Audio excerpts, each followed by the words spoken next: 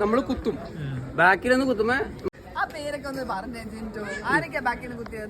നല്ല വിശേഷം. ഞാൻ പറഞ്ഞു സുഖമല്ല. എന്തായാലും കാണാറുണ്ടോ? കാണും. ഫുള്ളായിട്ട് കാണാറില്ല. തോന്നുമ്പോൾ നമുക്ക് ലൈവാണ്.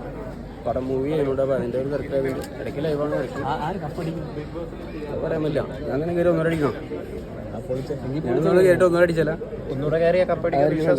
റോബിനെ ഞാൻ തന്നെ കയറി ഒന്നര അടിച്ചല്ല. അതായിരിക്കും നല്ലത്. കാരണം നമ്മൾ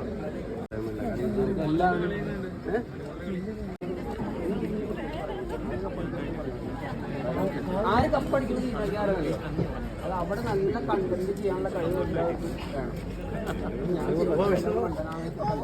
വേണം. നല്ല രീതിയിൽ കളിച്ചിട്ട് നിങ്ങളെ പോലുള്ള സോഷ്യൽ മീഡിയ ഉള്ളതുകൊണ്ട് ഞാൻ ചെയ്തത്. വേറെ ആരുമല്ല. ശരിക്കും നിങ്ങളാണ്. അവള് വരുന്നുണ്ട് കേട്ടോ. അവൾക്ക് ഒരു ഇന്റർവ്യൂ ഉണ്ടായിരുന്നു. അവള് വിളിച്ചു അതല്ലേ പറഞ്ഞ. അതായത് അവരൊക്കെ ശരിക്കും സായി നല്ലതാ. കുറച്ചോളം എന്താ പറഞ്ഞേ നിങ്ങൾ കാര്യം മനസ്സിലാക്കണം അറിയോ? ഇന്ന് നമ്മള് കുത്തും. ബാക്കിൽ നിന്ന് കുത്തുമ്പോ നമുക്ക് എല്ലാവർക്കും മനസ്സിലാവും കുത്താണെന്ന്. പക്ഷെ ഫ്രണ്ടിൽ നിന്ന് കൈ വരും. അപ്പൊ അവരെ നിങ്ങൾ സൂക്ഷിക്കണം. നിങ്ങൾക്ക് മനസ്സിലായി? രണ്ട് കാര്യമുണ്ട്. നമുക്ക് ബാക്കിൽ നിന്ന് കുത്തും. അപ്പൊ നമുക്ക് മനസ്സിലാവും ഇത് കുത്താണെന്ന്. പക്ഷെ ഫ്രണ്ടിൽ നിന്ന് കൈയും തരും.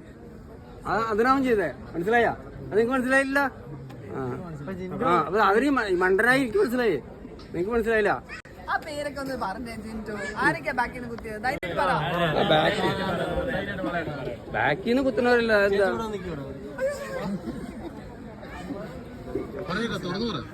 ബാക്കിൽ നിന്ന് കുത്താൻ പറ്റില്ല.